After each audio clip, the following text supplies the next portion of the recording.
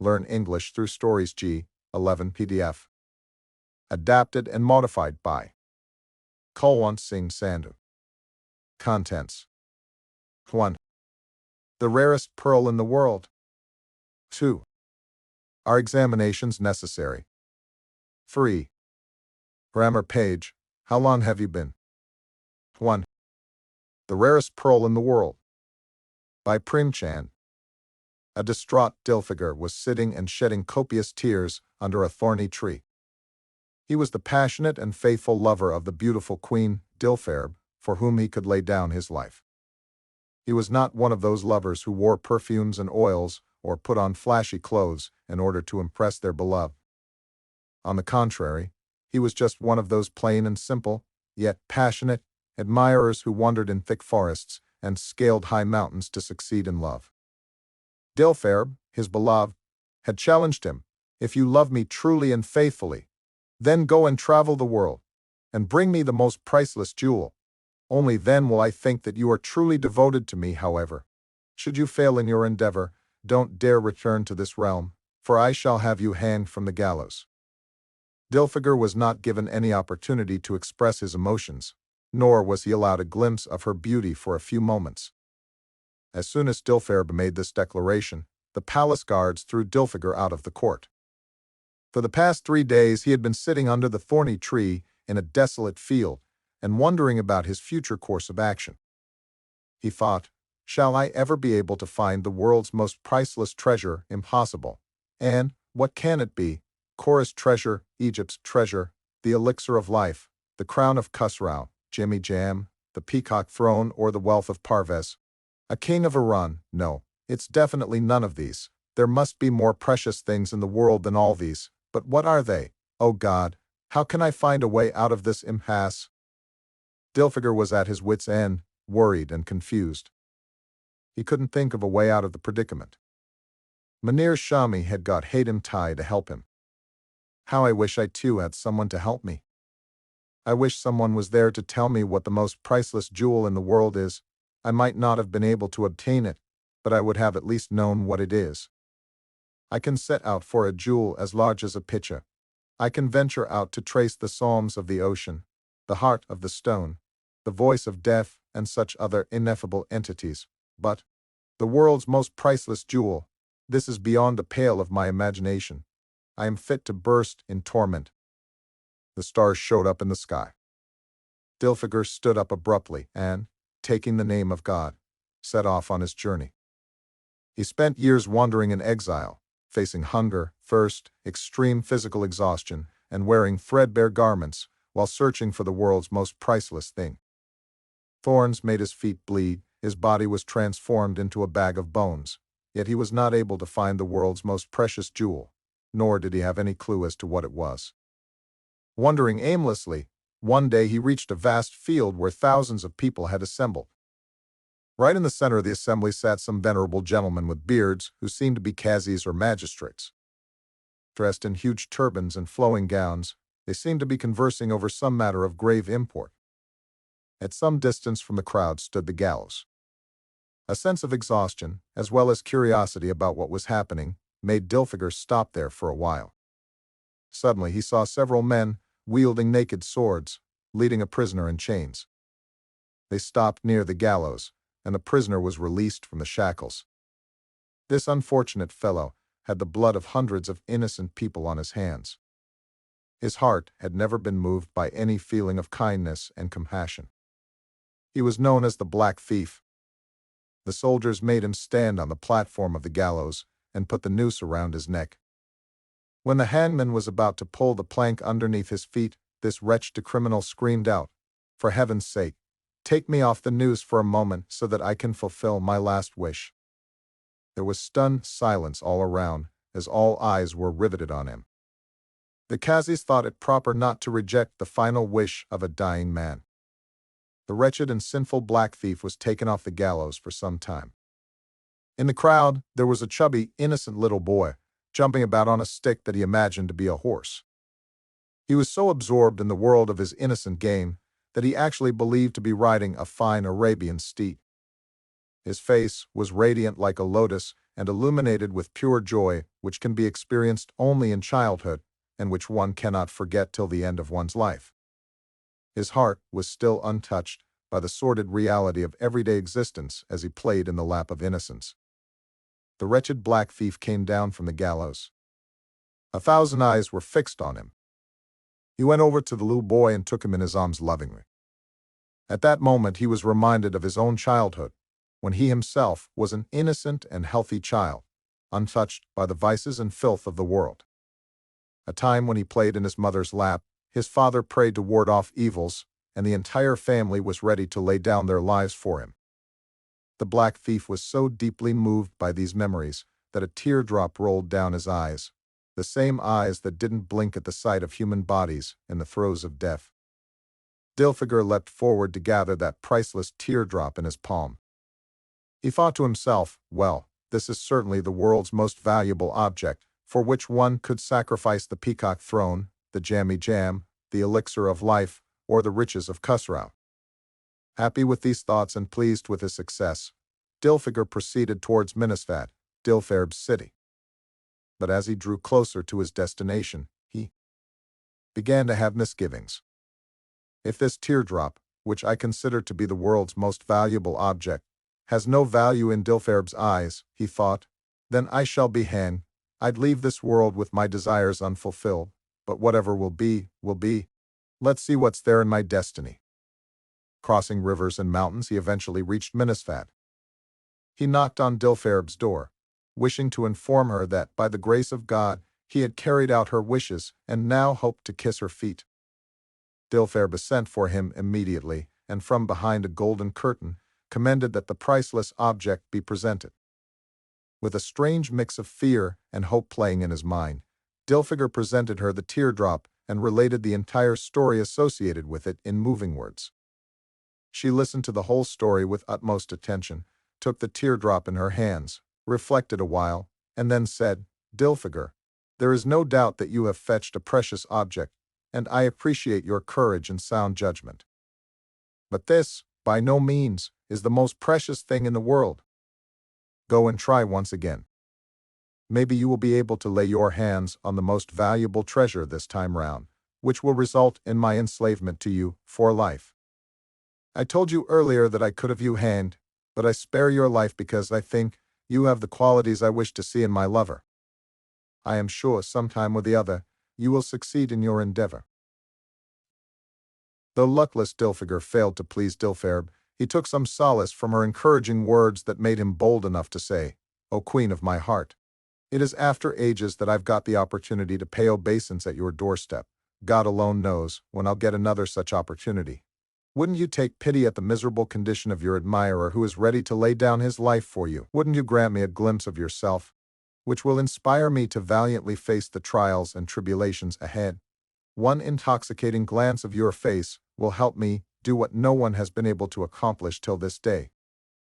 Dilferb was annoyed by these flattering words, and commanded that the crazy fellow be thrown out of her durbar immediately. The guards promptly pushed Dilfiger out of the court, away from the presence of his beloved. Heartbroken, Dilfiger shed tears over the heartlessness of his beloved for some time. Then he began wondering where to go. After endless wandering, he had obtained the teardrop. Which other object can I find that is more valuable than that pearl of a tear? He thought. O venerable Khizr, you had shown Alexander the way to the well containing nectar. Will you not lead me? Granted that Alexander was the master of the world, and I'm just a traveler in exile. You have helped many a sinking ship to touch the shore safely. Please lead me to my destination. O exalted angel Gabriel, take pity on this half-dead lover. You are the chosen angel of God. Please lighten my burden. In short, Dilfiger cried for help desperately, but no one appeared there to extend a helping hand. Though weighed down by despair, he finally stood up to begin his journey once again. Dilfiger wandered about in jungles and desolate fields in all directions. He slept sometimes on frosty mountain peaks, or lost his way in frightening meadows, but he didn't have any clue as to what he was seeking. He was soon reduced to a mere skeleton.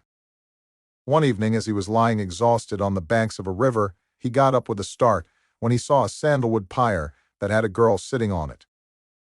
She was dressed in bridal attire, and the head of her dead husband lay on her lap. Thousands of people had gathered around, showering flowers on her. Suddenly, a flame from the pyre leapt towards her. A heavenly glow illuminated the face of the girl at that moment. The flames of the sacred fire touched her neck, and, in an instant, her delicate body was reduced to a heap of ashes. A woman had given her life for her lover, and that symbol of true, pure and immortal love of two lovers gradually disappeared from sight. As the people left the scene, Dilfiger quietly picked up the small heap of ashes and secured it in his tattered shirt. Taking the ashes to be the world's most priceless jewel and excited by his achievement, Dilfiger once again set out for his beloved's abode. This time, as he drew closer to his destination, his spirit soared. A voice within him said that he was going to win over his beloved this time round. It is futile to describe how his imagination ran riot at this thought. At long last he entered Minisvad, and reaching the tall gate of Dilferb's palace, he sent word that he had returned victorious and sought an audience with the queen.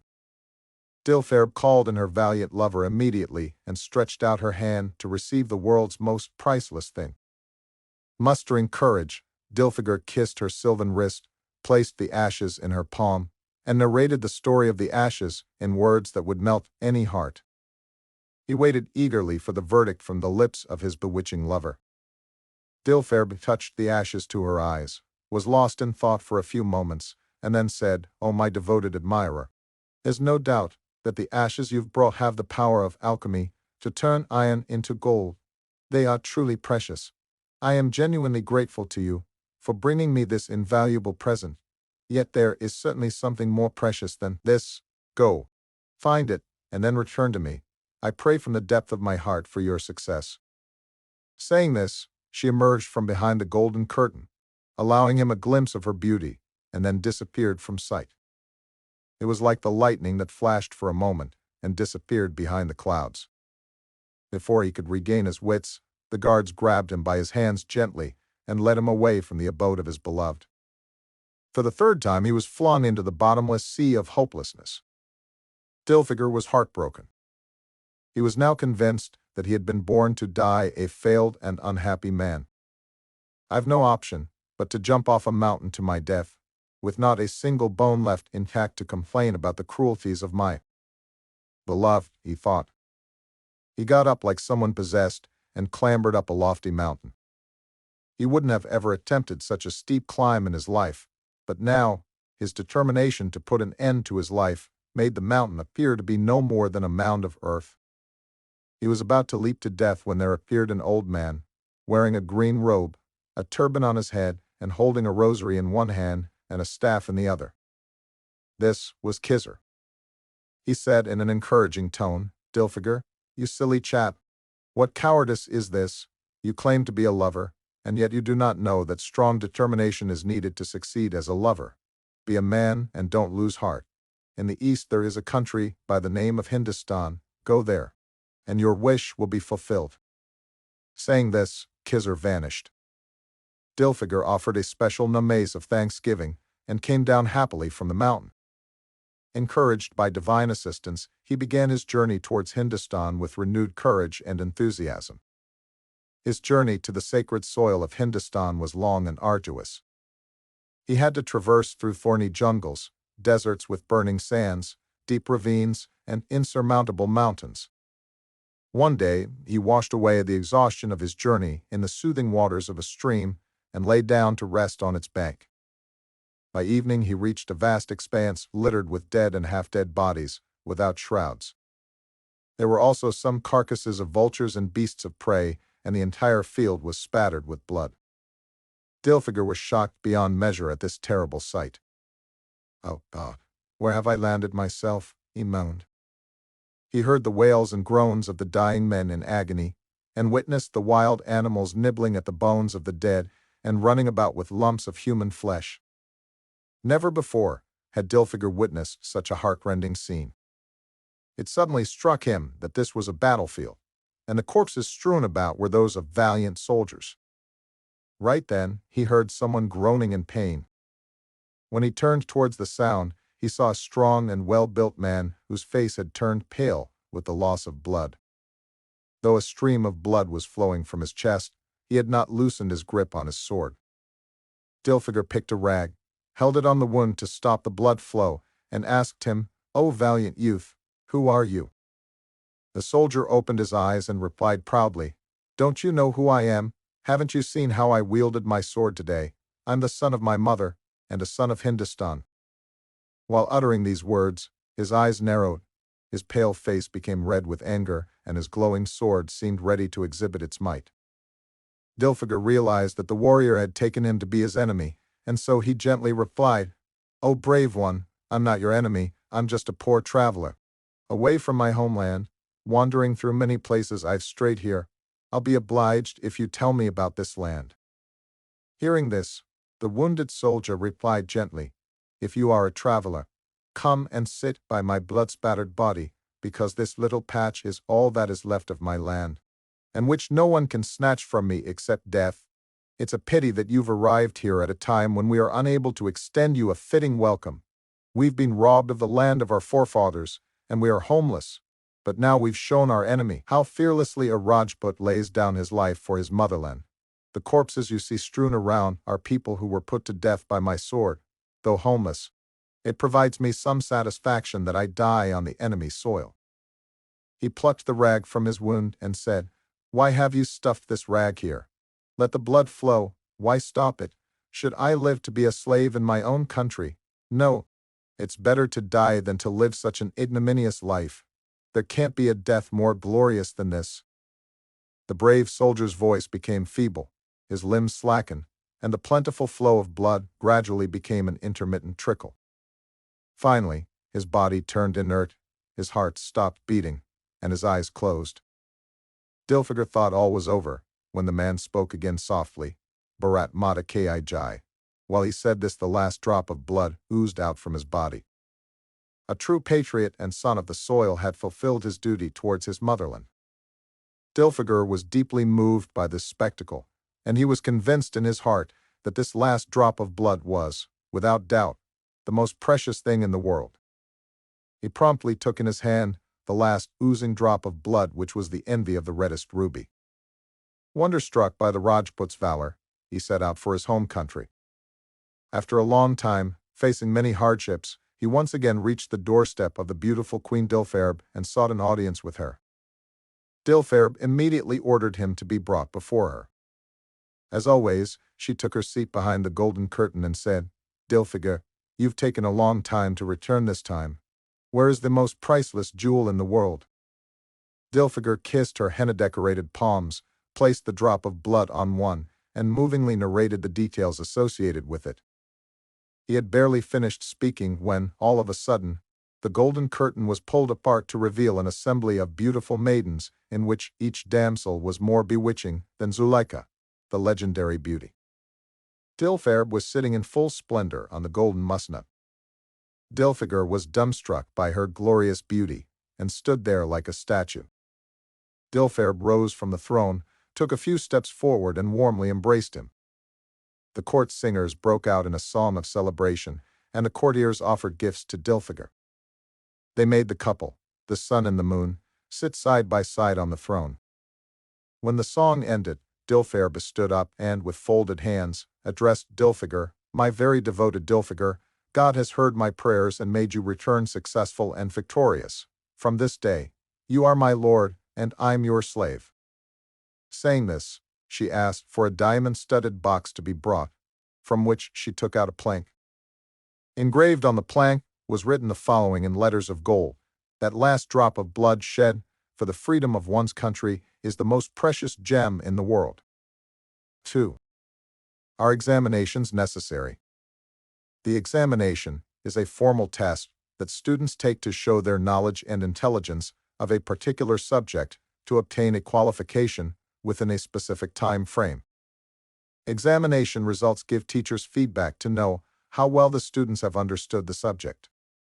Good results not only encourage and motivate students, but also make teachers as well as parents happy and proud. The effort of a teacher is only rewarded when their students achieve decent grades. The credibility of a teacher towards the profession is also judged through the success of examination.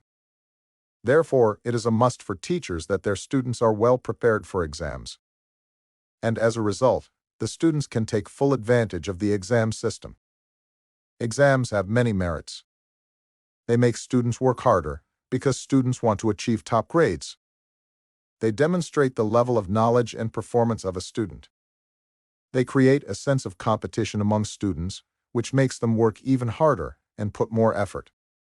Furthermore, excellent exam results bring awards and scholarships.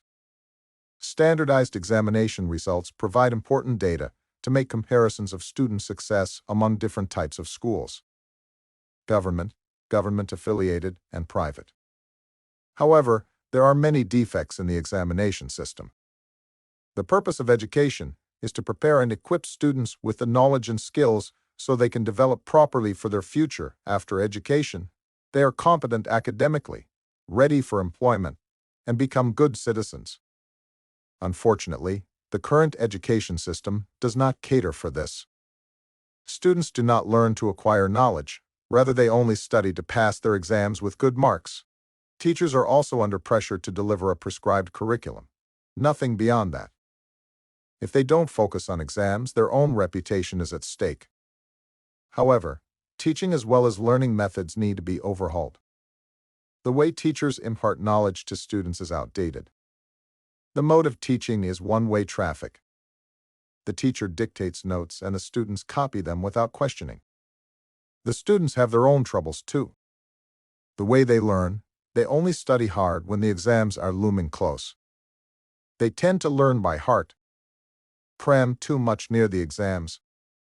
They try to learn by rote or by repetition, which is only half learning. Lack of resources also plays a big role. Like a car mechanic can't fix a car without tools, the same goes for teachers. Most of the government and low-standard private schools don't have the modern infrastructure for teaching. Smart classrooms, access to the internet, libraries, tutorial systems, counseling for students. The list goes on and on. There is a lack of human resources as well. Not enough qualified teachers. Those who are qualified still lack essential teaching skills, reception, gaining attention, expectancy, learning objectives, retrieval, recalling prior learning, selective perception, presenting the stimulus, semantic coding, providing learning guidance, responding, reward, well done, and so on, reinforcement, provide feedback, and so on. The examination is not the only yardstick of success. Continuous assessment, students' performance is continuously assessed throughout the year. Open book tests and periodic tests are often used in vocational courses. Vocational courses are where students develop particular skills for particular jobs, for example, to be an electrician or a plumber. However, England had a modular exam system only a few years ago. One subject was divided into 6 modules and students took exams twice a year. A 2-year course had 4 exam sittings. Students were allowed to resit their modules, and for some modules, they could sit 4 times. Because some students kept resitting their modules again and again, this system has been scrapped now and is replaced by 2 or 3 exams at the end of 2 years. 3. Grammar page.